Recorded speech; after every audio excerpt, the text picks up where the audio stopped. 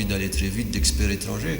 Moi, je suis absolument opposé à ça. Vous savez, j'ai eu des problèmes à la sortie de la Banque mondiale dans ma carrière parce que j'animais là-bas ce qu'on appelait l'African Capacity Building Initiative, c'est-à-dire l'initiative pour le renforcement des capacités en Afrique. J'ai fait ça pendant 3-4 ans et ça marchait très bien. Je suis allé en Afrique, j'ai organisé des réunions, j'ai demandé à des gens d'écrire des papiers, y compris ici aux Comores, sans aucun assistant technique. Et nous avons eu des documents d'une qualité extraordinaire. Et M. Koudra était de cela. Et M. Koudra était parmi ceux-là, Mamadou était là-dedans, Abdul Hakim, mon ami Massé Andi qui est à la Réunion. Je n'avais pas eu besoin d'experts étrangers pour écrire ce papier. Et j'ai organisé un certain nombre de réunions en Afrique. Vous ne pouvez pas imaginer le nombre de gens de qualité que nous avons en Afrique et aux Comores. Mais on ne les utilise pas assez. Alors pourquoi à chaque fois on se retourne pour aller voir des assistants techniques? Et le problème que vous posez est fondamental. On va vous donner 3 milliards. Alors il y a 1 milliard pour payer l'assistant technique, il y a 1 milliard pour payer sa voiture et sa maison, 1 milliard pour payer des études aux amis qui viennent faire des études, et il ne reste pas grand-chose pour faire un certain nombre de choses ici. Alors les gens vont me critiquer en disant on a quand même besoin d'assistants techniques à l'hôpital, allez voir, on a besoin d'assistants. Peut-être, moi je suis persuadé qu'il y a ici des jeunes Comoriens qui sont capables de faire ce travail, si vous les payez bien, si vous leur donnez de la considération, et si vous faites en sorte que l'on n'ait pas besoin de gens qui ont fait quasiment les mêmes études, si vous voulez.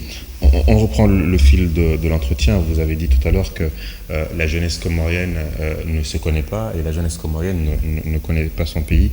Je me rappelle d'une discussion que nous avions eue avec le président sortant, le président Zali, lorsque Jabal Basket avait invité des jeunes de l'ensemble des 4 îles dans une compétition sportive. Et en face de nous, nos amis français recommandent effectivement que nous organisions des rencontres culturelles, des rencontres sportives, effectivement pour créer, je dirais, cette fraternité qui disparaît. Est-ce que vous pensez réellement que cela peut ramener Mayotte dans l'ensemble national?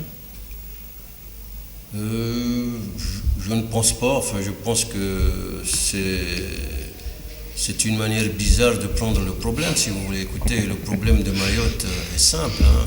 Il y a le droit français, le droit international. Le droit français est pour les Français, le droit international est pour nous. Il suffit d'aller à l'ONU pour savoir qu'il y a une loi qui dit que cette île est comorienne. Un point, un trait. Vous savez, c'est très bizarre d'entendre des grandes puissances vous dire le Hezbollah n'applique pas la résolution Tartampion de l'ONU. Le Hamas n'applique pas la résolution 848,3 de l'ONU. Et puis tout à coup, quand vous leur dites que le problème de Mayotte est posé à l'ONU ou qu'on vous dit de la rendre, alors là, on ne parle plus de droit international. Il y a là un problème profond. Je crois qu'un jour, des gens finiront par comprendre que le droit doit s'appliquer aussi aux petits pays et que cette île qui est comorienne doit revenir à l'ensemble comorien. Un point, c'est tout. Alors, je ne suis pas contre le fait d'aller jouer au football à Mayotte ou que les Mahorais viennent ici, puisque ce sont des Comoriens comme nous après tout. Vous savez, nous, quand on était petits, la plupart d'entre vous n'étiez pas nés, mais moi, quand j'étais jeune, j'allais à Mayotte parce que pratiquement tous nos hauts fonctionnaires étaient là-bas. Mon frère Mohamed Zafir, les Amjad, les Mnegang et tous ces gens-là étaient à Mayotte et on allait là-bas, on habitait avec eux, ils discutaient, ils prenaient le bon jus du coin avec Martial Henry, avec Marcel Henry, avec Younoussa Bamana et il n'y avait aucun problème. On n'imaginait pas qu'un jour on allait nous dire, eh bien écoutez, les Comores, c'est 4 îles, il faut nous charcuter. Et certainement ceux qui nous charcutent ont des idées derrière la tête, y compris la constitution dont on parle. Et entre deux balles de tennis, avec Madame Ségolène Royal ou Monsieur François Hollande, ça vous arrivait de discuter effectivement de cette histoire de Mayotte et du rapport conflictuel, dans le droit en tout cas, entre Mayotte et la France? Non, j'avoue qu'à l'époque, ces gens-là, je me demande même s'ils savaient où se trouvait Mayotte. Vous savez, il faut savoir que l'Afrique ou un certain nombre de petits îlots de l'OCDE n'intéressent pas beaucoup de gens en France.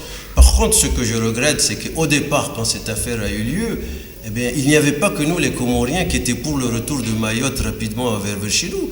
Même Giscard d'Estaing, même Olivier Stirn au départ. Il semblait dire, bon, mais ce qui se passe à l'Assemblée nationale française... Même François Mitterrand l'avait dit. Même François Mitterrand. Donc ces gens-là étaient avec nous. Et les communistes avaient présenté un recours au niveau du Conseil constitutionnel. Mais la politique aidant, et ça il faut le comprendre, les Comores comme les Antilles, c'est ceux qui font la balance dans les élections présidentielles françaises. Alors 20 000 voix à Mayotte ou 30 000 voix, c'est pour ça que vous voyez François Bayrou aller raconter sa petite histoire à Mayotte alors qu'il ne savait pas la veille où se trouvait cette île. Bon, mais parce qu'il se dit, si un jour je suis président de la République, c'est là où fera la différence. Souvenez-vous qu'entre Giscard et Mitterrand, c'était les voix d'outre-mer qui ont permis à l'un ou à l'autre de gagner. Donc Mayotte est devenu un sac à emmener des voix vers des candidats présidentiels en France. Mais sinon, le droit international est pour nous. Et j'espère qu'un jour, des gens finiront par le comprendre. Donc, cela veut dire que par philosophie, par amour de la patrie, vous adhérez à ce mouvement, à ce collectif mahorais qui est né depuis un certain temps ici et qui est conduit par des hommes de gauche, même s'ils sont un petit peu trop à gauche. Écoutez, je ne les ai pas rencontrés, je ne les connais pas tous. Je connais mon ami Thabit, qui est un vieil ami que je connais depuis très longtemps, qui est un ami et un frère. Je dirais que, d'après ce que j'en sais, encore une fois, je n'aime pas porter des jugements sur des choses que je n'ai pas creusées, mais j'ai l'impression qu'ils disent ce qu'il faut dire, mais qu'ils n'ont pas de stratégie. Vous savez, il ne suffit pas, c'est ce que De Gaulle disait, il ne suffit pas de sortir dans la rue pour dire Mayotte, comorienne, et puis ça arrive. Il faut savoir que nous avons le droit pour nous, mais que nous sommes faibles. Et que nous avons en face de nous une puissance comme la France, il faut savoir dialoguer avec eux, il faut savoir attendre, il faut savoir faire en sorte qu'un jour, et c'est ce que je voulais ajouter, à Mayotte même, certainement, il y a des jeunes qui finiront par se réveiller parce que le chômage deviendra endémique, parce qu'il y aura des tas de problèmes, et puis les gens se diront, mais après tout, nous venons d'où, nous ? Nous venons de Sarcelles ou nous venons des Comores ? Et puis petit à petit, il y aura certainement un mouvement là-bas qui, fusionnant avec ce qui se passe dans nos îles de manière pacifique, finiront par faire en sorte que ceux de Paris finiront par dire « Mais pourquoi ce petit archipel, on l'a charcuté ? Il vaut mieux faire en sorte que Mayotte revienne avec les 3 autres îles et puis c'est tout. » Le problème, évidemment, c'est qu'ils ont développé Mayotte de telle manière qu'il y a une distance en matière de développement entre Mayotte et nous. Et ça, ce sera difficile, si vous voulez, de rattraper. Et c'est pour ça qu'encore une fois, ici, au lieu de compter les Kalachnikov, parlons de développement. Pourtant, c'est le défi que s'est fixé le président Sambi de rattraper et peut-être même de dépasser Mayotte. Mais je crois vous croyez que c'est réaliste en 3 ans et demi ? Non, ce n'est pas réaliste en 3 ans et demi, mais c'est ce que je disais. Je crois que le président Sambi, et il me l'a dit, il veut mettre en place ici des bases solides pour faire cette affaire-là. Mais il faut être réaliste, ce n'est pas en 3 ans et demi qu'on développe des pays. Enfin, regardez en Afrique, il y a des tas de pays qui sont indépendants depuis je ne sais pas combien de temps et qui sont toujours à la traîne. Mais je crois qu'il peut nous amener à mettre en place des bases qui nous permettent d'aller vers le développement. Et encore une fois, ces épiphénomènes d'hier, qui ne sont peut-être pas des épiphénomènes, sont autant d'obstacles qui sont mis devant nous pour aller de l'avant. L'un des principaux leviers du président Sambi, c'est l'habitat, et il y croit dur comme fer. Certains disent que c'est un projet trop simpliste, un projet qui n'a pas été étudié en profondeur. D'autres disent que c'est un projet qui n'est pas adapté à la réalité culturelle, sociologique de notre pays, notamment en Grande Comore, parce que les gens, a priori, n'accepteraient pas d'y vivre dedans. Et d'autres disent enfin que ce genre de construction, ça ne coûte pas spécialement, c'est sans doute aussi cher que les constructions normales. Mais vous, en tant qu'économiste, est-ce que réellement l'adage qui dit quand le bâtiment va, tout va, est-ce que dans le 3e millénaire, l'ère de la nouvelle technologie, des communications modernes, est-ce que franchement cet adage-là a sa place ? Je crois qu'il faut faire la différence entre ce que vous appelez l'adage. Il est certain qu'en économie, quand le bâtiment va, tout va. C'est aussi, vous allez à Tunis, vous verrez que l'on construit partout. Si vous allez à Bangkok, pareil. Donc, ce sont des économies qui dégagent des taux de croissance de 5 à 7%. Manifestement, c'est un signe qui montre que les banques prêtent de l'argent à des gens et ces gens-là arrivent à construire des maisons qui se vendent. Bon, ça n'a peut-être... c'est assez lointain par rapport à ce que veut faire le président Sambi. Je crois qu'on aurait tort de ne pas comprendre ce que veut faire le président Sambi dans cette affaire, si j'ai bien compris. Il faut louer le sentiment de frustration qu'a eu le candidat Sambi et qu'a toujours le président Sambi pour sortir un certain nombre de ses compatriotes d'une situation précaire de vie dans ces paillotes en feuilles de cocotier qui peuvent brûler, etc.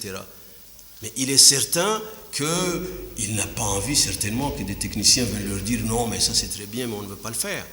Mais encore une fois, à mon avis, c'est le propre, c'est le devoir d'un certain nombre de techniciens ou d'économistes que nous sommes avec d'autres, de pouvoir, en même temps qu'il développe son idée, de pouvoir faire un certain nombre d'études parallèles pour les présenter au président et pour qu'il comprenne que cette affaire-là, eh bien, présente certainement un certain nombre de problèmes. Des problèmes de financement, des problèmes du foncier, des problèmes culturels. À la Grande Comore, ce n'est pas la même chose qu'en Jouan, etc. Et je crois qu'il comprend cette affaire-là, mais il sait qu'il a 3 ans et demi et il a envie de laisser quelque chose derrière lui. Et ce quelque chose pour lui, c'est un bon habitat pour les gens qui vivent de manière précaire dans ce pays. Alors à nous à l'épauler dans cette bonne idée et en faire en sorte que son rêve devienne réalité, si vous voulez. Je suis très embêté parce qu'on arrive presque à la fin de cette émission. Vous avez parlé effectivement tout à l'heure de taux de croissance dans un certain nombre de pays. Vous avez cité le chiffre de 5%. Ben justement, j'ai vu hier, je crois, dans la loi de finances, en tout cas dans le projet de loi, on parle d'un taux de croissance de 5% d'ici 2009. Je ne sais pas où est-ce qu'ils ont piqué le chiffre, mais croyez-vous réellement que cela soit réaliste de passer de 0 quasiment, ou de 1, 1,5 à 5% de taux de croissance en un temps aussi réduit avec les moyens que nous disposons? Je crois que la réponse est très simple, si vous voulez. Quand on fait des projections, notamment dans les pays comme les nôtres, il faut être normatif. Il faut se dire, on peut arriver à faire du 5% dans ce pays et faire le raisonnement à l'envers. Si on veut faire du 5%, qu'est-ce qu'il faut faire? Parce que si vous le mettez à 2%, alors il n'y a pas d'effort à faire, si vous voulez. Mais si vous faites 5%, vous faites le raisonnement à l'envers, on vous dira, pour faire ça, il faut aller parler avec le secteur privé et voir ce dont ils ont besoin et mettre en place un certain nombre de choses. Il faut développer l'agriculture, il faut que l'éducation marche, il faut faire en sorte que l'administration marche. C'est toutes ces choses qui font que si on arrive à les faire, alors on arrivera aux 5%. Mais si dès le départ nous nous disons alors ces choses-là ne peuvent pas se faire, alors nous ne ferons pas les 5%. Mais les 5%, encore une fois, c'est du normatif. Et dans le raisonnement à l'envers, ça nous permet de voir sur quel point on doit insister pour que nous puissions réaliser cette affaire de 5%. Justement, puisque vous parlez du secteur privé, vous êtes l'un des défenseurs virulents du NEPAD, la nouvelle politique africaine.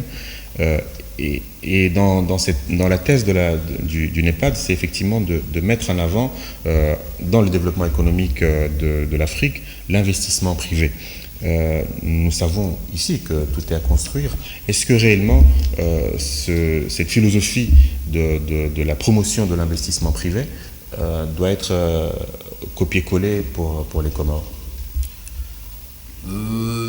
Non, je pense que dans des petits pays comme les nôtres et qui démarrent, le public et le privé ont leur place, si vous voulez. Et même au niveau du privé, il y a le partage entre le privé local et le privé extérieur. Mais moi, je souhaiterais qu'on fasse beaucoup plus d'efforts au départ pour le secteur privé local que d'essayer d'avoir des investisseurs à tout prix au niveau de l'extérieur qui risquent d'ailleurs d'abîmer un certain nombre de choses écologiquement ici. Il y a ici un problème de dette intérieure fondamental. Si on arrive à s'attaquer à ce problème, par exemple, on pourra permettre au secteur privé local de créer des entreprises à taille humaine. Moi, je fais confiance à nos commerçants, nos importateurs, etc. pour savoir quelle est la taille maximale d'entreprise qu'il faut faire ici. Mais il faut encore une fois 2 ou